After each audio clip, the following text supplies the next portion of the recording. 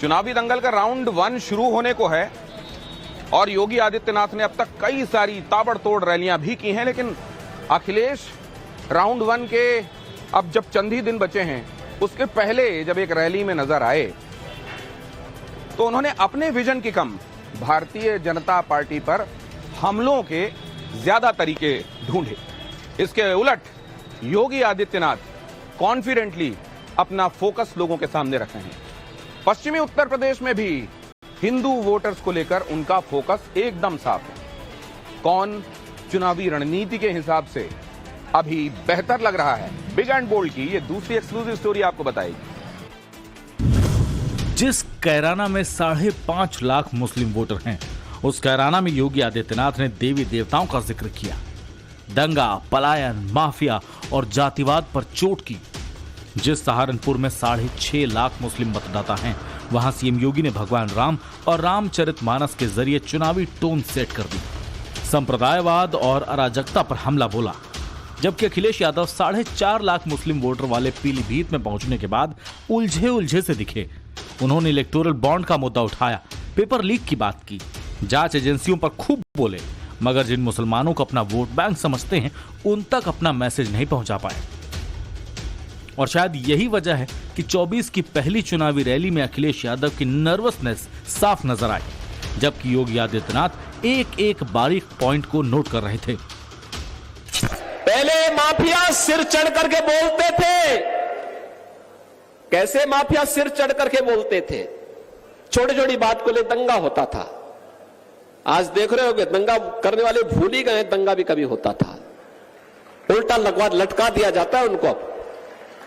दंगा करते हैं तो तुरंत पकड़ करके उल्टा लटका कर नीचे मिर्च का झोंका लगा दिया जाता है कि हमेशा के लिए भूल जाए। ये घबराए हुए हैं कि नहीं घबराए हुए हैं?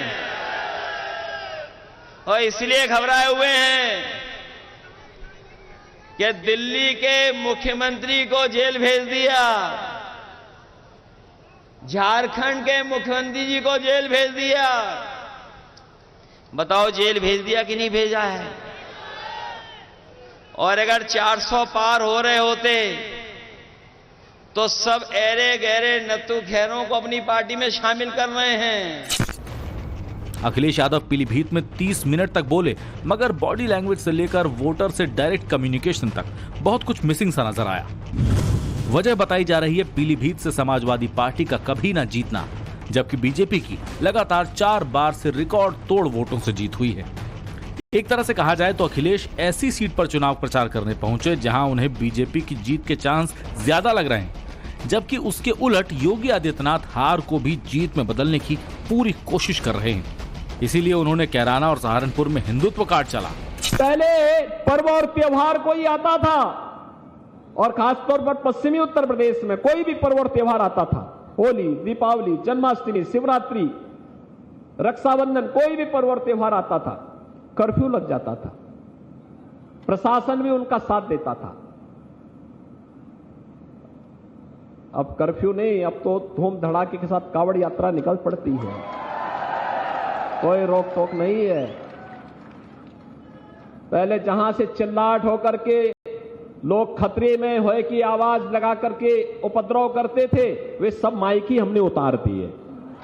न रहेगा बांस, न बजेगी बांसुरी। 2019 के चुनाव में बीजेपी सहारनपुर सीट हार गई थी, जब अखिलेश और मायावती ने मिलकर चुनाव लड़ा था। इस बार दोनों के रास्ते अलग हैं। पिछले 3 चुनावों को देखा जाए तो 2 बार बीएसपी जीती है और 1 बार बीजेपी।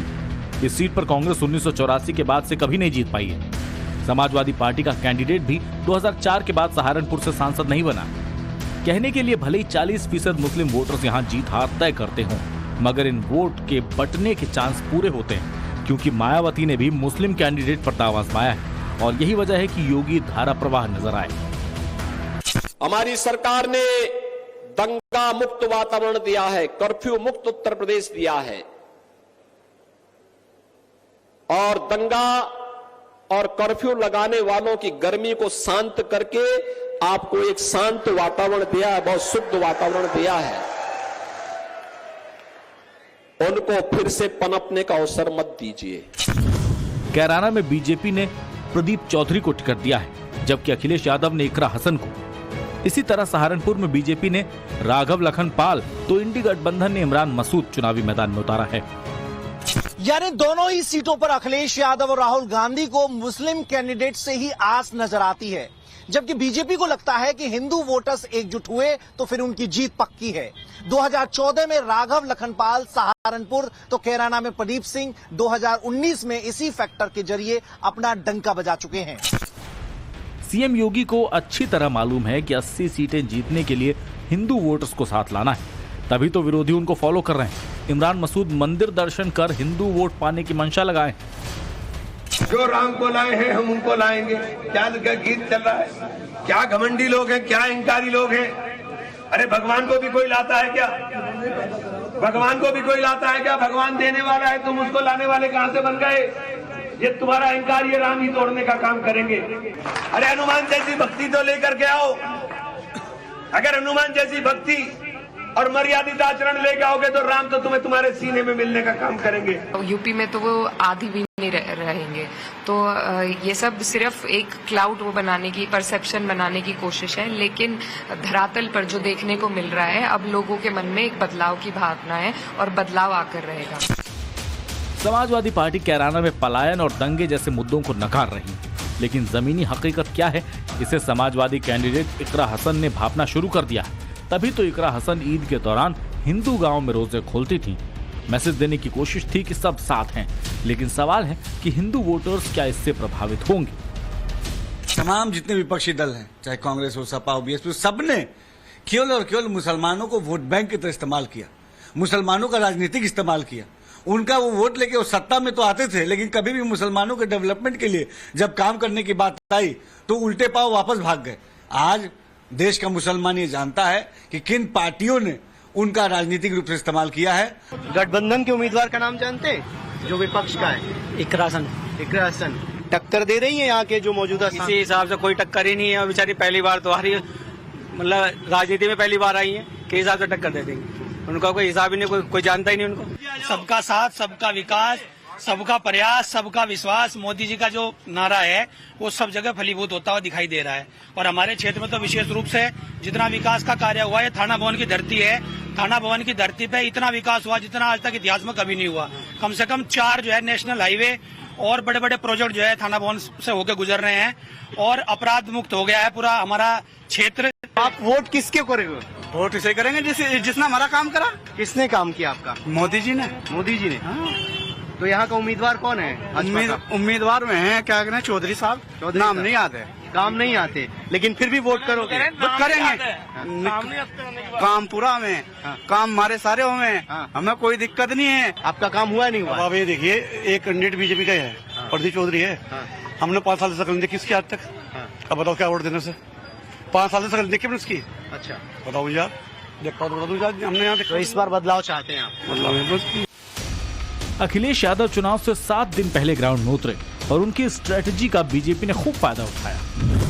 सहारनपुर और कैराना में योगी आदित्यनाथ थे तो मुरादाबाद में गृह मंत्री अमित शाह, बदायूं में डिप्टी सीएम केशव प्रसाद मौर्य थे तो मेरठ और मुजफ्फरनगर में deputy CM Brajesh Pathak. BJP के स्टार प्रचारकों की टीम ने अखिलेश पर खूब हल्ला बोला, उनकी पुरानी नीतियों पर सवाल उठाए और योगी के विजन की तारीफ की।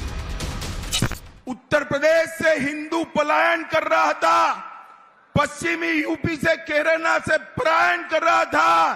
आज देखिए आपने सपा को हटाया, हिंदुओं की जगह गुंडे पलायन कर रहे हैं, गुंडे पलायन कर रहे हैं। योगी आदित्यनाथ जी ने इस 7 साल के अंदर पूरे उत्तर प्रदेश की कानून और व्यवस्था को चौक चौबंद करने का काम योगी जी ने किया है, उत्तर प्रदेश को सुरक्षित किया। सीट वाइज स्ट्रेटजी क्या होती है, इस चुनावी मैनेजमेंट में अखिलेश के मुकाबले योगी अब तक आगे नजर आए हैं। इसीलिए योगी ने पश्चिमी यूपी में सहयोगी पार्टी आरएलडी का जिक्र किया।